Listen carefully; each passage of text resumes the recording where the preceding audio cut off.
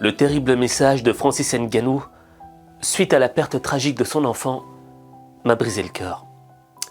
Et pour comprendre comment guérir de la douleur de la perte d'un proche, regarde ça.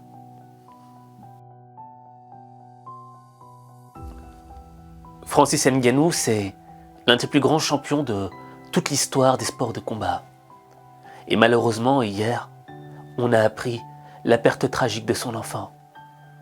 Et sur les réseaux sociaux, il a laissé ce message qui te détruit le cœur.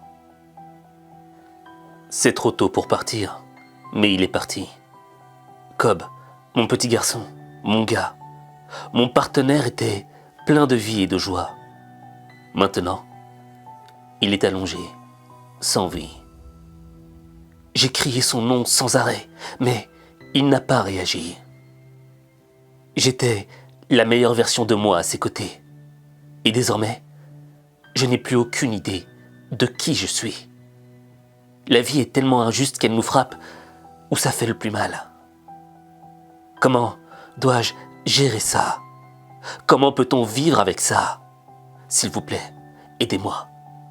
Parce que je ne sais vraiment pas quoi faire, ni comment gérer tout ça. Lorsque j'ai lu ce message, rempli de douleur et de sincérité, ça m'avait rappelé la réaction de Mike Tyson. Mike Tyson, malheureusement, lui aussi avait perdu un de ses enfants, parti trop tôt. Et lors d'une interview à la télé, il avait réagi d'une manière qui exprimait toute la douleur qui habitait son être.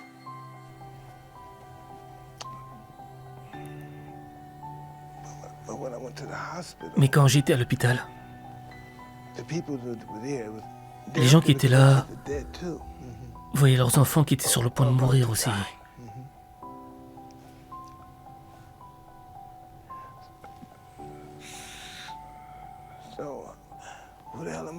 Et donc je me suis dit, mais qui je suis pour mourir aussi?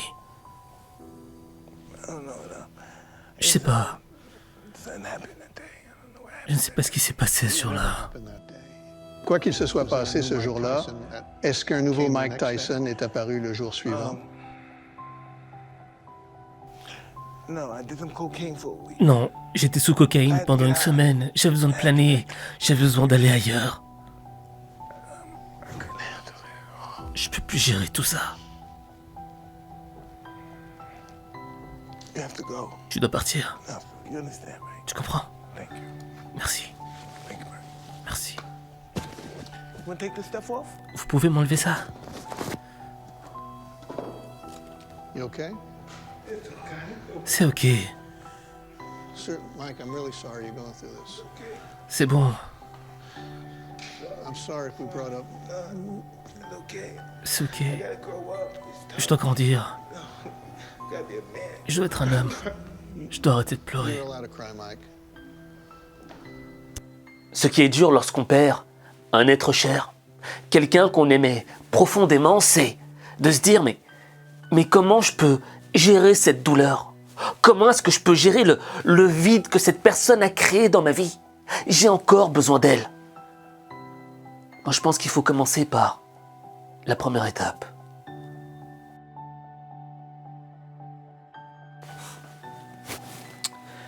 La première étape du processus pour guérir de la perte d'un être cher, c'est de comprendre la nature du chagrin, de la douleur qui habite notre cœur. Tu vois, la sensation que tu as quand tu perds quelqu'un, c'est un vide. Un vide dans ton cœur. Mais en même temps, il est lourd. Lourd de tristesse, de manque, de regret. Et en réalité, ce qui se passe, c'est que tu as la sensation qu'on t'a arraché une partie de toi-même. Et dans cette partie de toi-même, au fait, tu y avais investi des choses. De l'amour, du temps, des moments, de l'affection, de la tendresse. Et tu as l'impression que toutes ces choses que tu as investies dedans, se sont envolées, évaporées. Et que tu pourras plus jamais les récupérer. Et c'est un petit peu la nature du message de Francis Ngannou quand il dit que J'ai crié son nom, mais il ne réagissait pas. Il ne répondait pas. C'est l'élément le plus difficile auquel on doit faire face. Crier le nom des gens qu'on aime, mais ne pas avoir de réaction, ne pas avoir de retour. Avoir l'impression que l'on jette son amour, que l'on jette tout ce qu'on a au fond de nous-mêmes dans un puits sans fond. Et c'est là que l'on fait face à notre fragilité intérieure. On a beau être l'homme le plus fort du monde, lorsque l'on perd l'être qu'on aimait le plus au monde, on voit notre fragilité. On est brisé, cassé. Pourquoi ? Parce qu'on a du mal à accepter de perdre la personne qu'on aime le plus au monde. Mais on est obligé de l'accepter, malgré notre volonté. Et ça crée un sentiment de douleur qui s'intensifie en nous. Et on vit avec, on marche avec.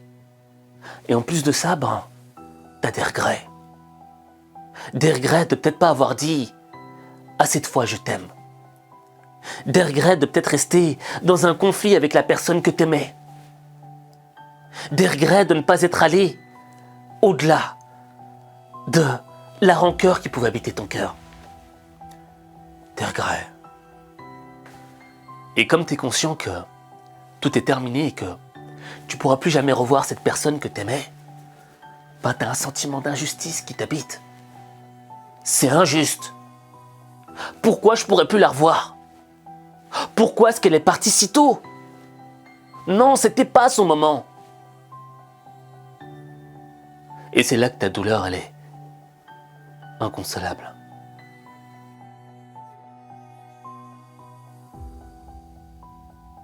Cette douleur qui t'écrase et qui te brise en 1000 morceaux, il y a un moyen de la guérir. Mais c'est difficile. Pour cela, je vais te donner l'exemple d'Omayara Sanchez. Omayara Sanchez était une petite fille de 13 ans, une Colombienne. Et un jour, dans son village, il y a eu une inondation terrible. Et la petite fille s'est retrouvée coincée dans l'eau, avec juste sa tête qui ressortait. Les sauveteurs ont essayé de tout faire pour la sauver, mais c'était impossible. Le sort en était jeté. Et là, tu avais les caméras qui suivaient son agonie pendant plusieurs jours. Au début, elle envoyait des messages à sa maman, qu'elle aimait de tout son cœur.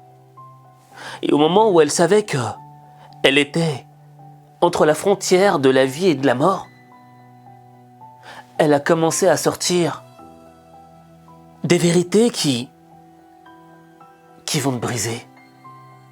Tout d'abord, elle a demandé à ce qu'on offre une maison à sa mère. L'enfant se savait à la frontière de la mort.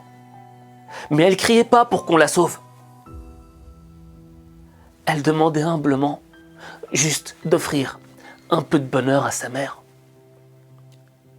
Et le dernier message, les derniers mots de Omayara ont été « Maman, je t'aime. Adieu, maman. » Avec un regard noir. Et des yeux qui te disent « C'est bon, je vais quitter cette terre. Mais je t'aime. Je veux juste que tu saches que je t'aime. » Et quand elle avait dit ce « je t'aime », c'était le plus profond, le plus pur des « je t'aime » que j'avais jamais vu de ma vie. Et c'est là qu'on doit se remettre en question. Tu vois, parfois on doit se mettre à la place d'Omayara et se dire, si je quittais ce monde, qu'est-ce que je souhaiterais aux personnes que j'aime ? Je sais qu'elles sombreraient dans une profonde tristesse, que ce serait dur de guérir de cette douleur, mais je voudrais pas qu'elles vivent le restant de leur vie avec une douleur profonde dans le cœur. Je ne voudrais pas qu'elles sombrent dans la noirceur du monde.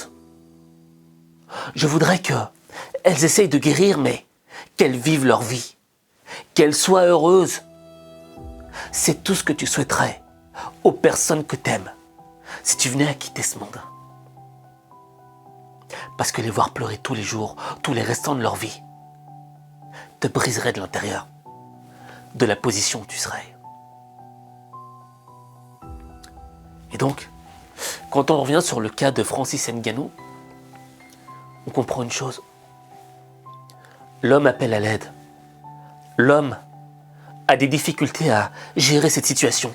Il ne comprend pas. Parce qu'il est victime de la plus grande douleur du monde. Perdre un enfant. Perdre un être à qui on donne le maximum de son amour. Sans jamais rien attendre de retour. Et quand t'as vu que t'as beau l'appeler, mais qu'il répond plus, c'est difficile de se relever. Regarde Mike Tyson. Il a sombré. Il a dit que pendant une semaine, il avait pris de la cocaïne. Parce qu'il en avait besoin, il avait besoin de respirer. De se relever de cette douleur. Mais la vérité, c'est que les gens qu'on aime n'attendent pas à ce qu'on sombre dans la noirceur du monde, qu'on sombre dans les drogues, dans l'alcool, et qu'on soit au bout de notre vie, chaque jour de notre vie. Au fait, l'un des meilleurs moyens de guérir de la douleur, c'est de faire son deuil. Faire le deuil, c'est accepter le vide. Faire le deuil, c'est accepter le manque qui habite notre cœur. Mais les gens qu'on aime, en partant, nous ont légué quelque chose. Pas un élément matériel, mais un je t'aime. Le même je t'aime que Omayara Sanchez. Parce que dans un je t'aime, il y a plusieurs dimensions. Tout d'abord, il y a le pardon. Pardon pour le mal que j'ai pu te faire. Pardon de briser ton cœur. Parce que je sais que je vais te faire mal en quittant ce monde. Mais aussi, il y a un pardon de merci. Un remerciement pour tout ce que tu m'as apporté dans cette vie, pour tout le bonheur, pour toutes ces fois où tu m'as fait sourire. Merci. Ce je t'aime, il est composé de ces deux éléments. Merci et pardon. Et ce je t'aime, c'est une flamme. C'est une flamme qui habite notre cœur. Malgré qu'on nous ait arraché une partie de l'être qu'on aime, cette flamme existe toujours à l'intérieur. Raison pour laquelle on est ému lorsqu'on pense aux gens qu'on aime. Parce qu'il y a toujours une partie d'eux qui habite notre cœur. Et donc, faire le deuil, c'est aussi passer à l'action. Et la plus belle des actions que tu peux réaliser pour cette personne que t'aimes, c'est d'honorer sa mémoire. C'est de vivre ta vie au maximum. Ne jamais reculer. Atteindre tes rêves. Devenir la meilleure version de toi. Tout faire pour honorer sa mémoire. Honorer sa mémoire, c'est quoi?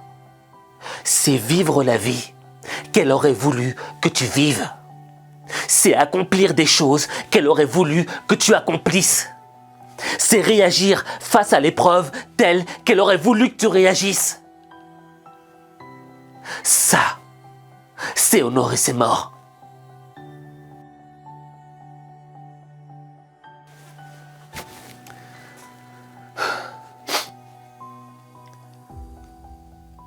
Je vais te dire quelque chose de très important. Ce monde est une jungle. Il est composé de serpents, de langues de vipères, de gens qui veulent te voir devenir une locumène, que tu perdes totalement confiance en toi.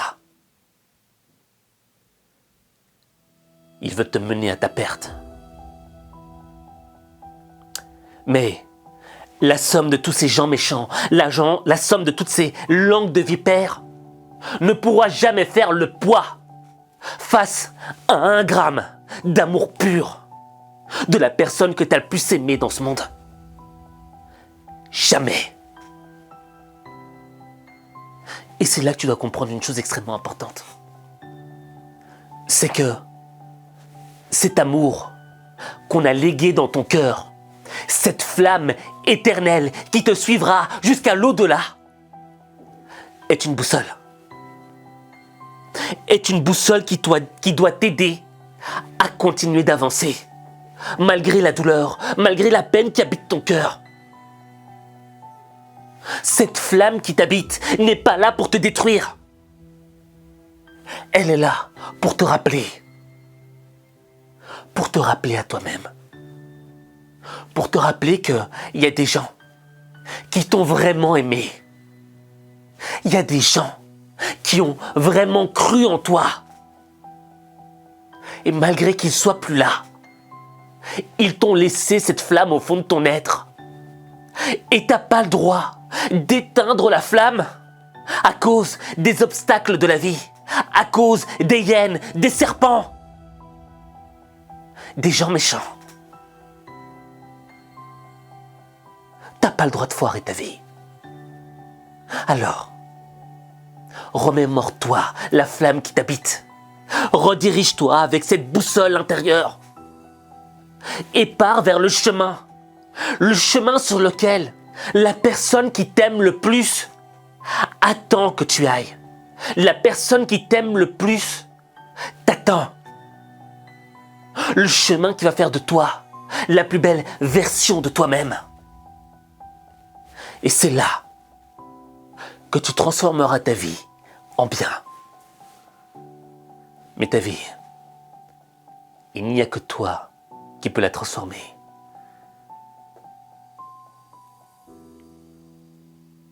Il n'y a que toi.